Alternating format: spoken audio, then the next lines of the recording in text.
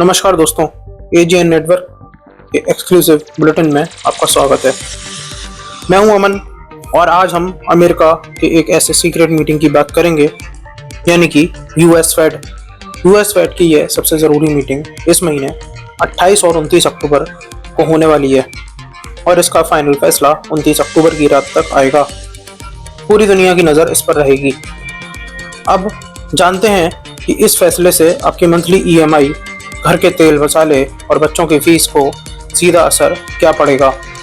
US Fed का फैसला आपके रुपए को कैसे आपको बचाना है, तो आइए समझते हैं। एक सिंपल ज्ञान। फेड का मतलब सीधा बोलें तो होता है पेट्रोल और फीस।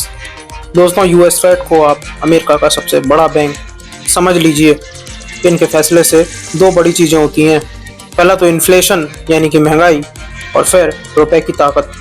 तो आइए समझते हैं इन्फ्लेशन के बारे में, यानी महंगाई के बारे में।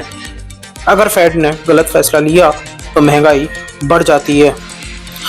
एग्जाम्पल के तौर पर समझिए, जो तेल मसाले पिछले महीने 100 का था, वही तेल मसाले अगले महीने 110 का हो जाएगा।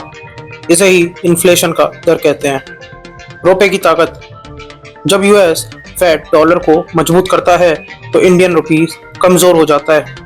अगर आपके पड़ोसी का $1 80 रुपये का था तो वो आज 83 रुपीज़ का हो जाएगा।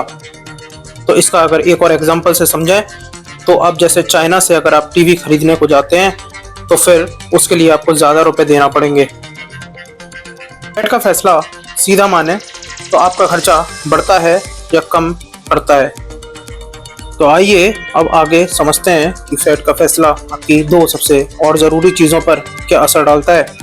दो सबसे ज़रूरी चीज़ें, हाँ, जैसे कि आपका होम लोन, घर का कर्ज, और आईटी और एक्सपोर्ट जॉब्स। आपका होम लोन यानी कि कर्ज, अगर फेड ने इंटरेस्ट रेट बढ़ाए तो भारत के भी बैंक कर्ज लोन महंगा कर देते हैं। इससे आपकी होम लोन की ईएमआई ऑटोमेटिकली बढ़ जाती है।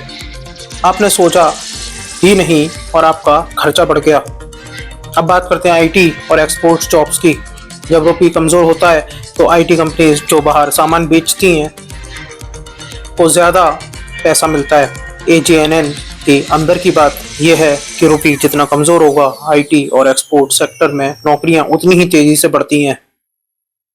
तो आइए ऐसे समय में हम आपको बताएंगे कि इन्वेस्टमेंट हैक क्या होता है और रुपए बचाने का क्या फॉर्मूला है।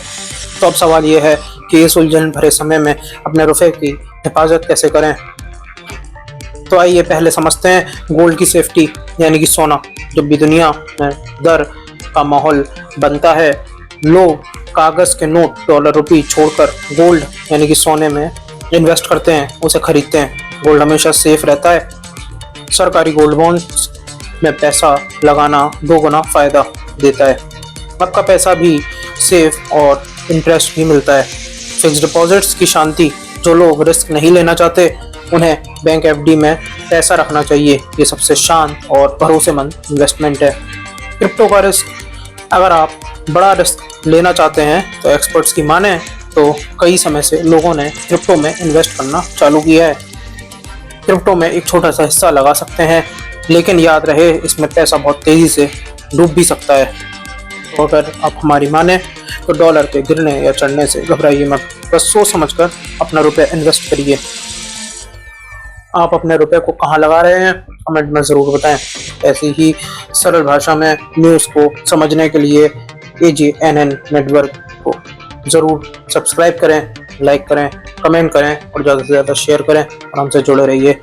नमस्कार, धन्यवाद।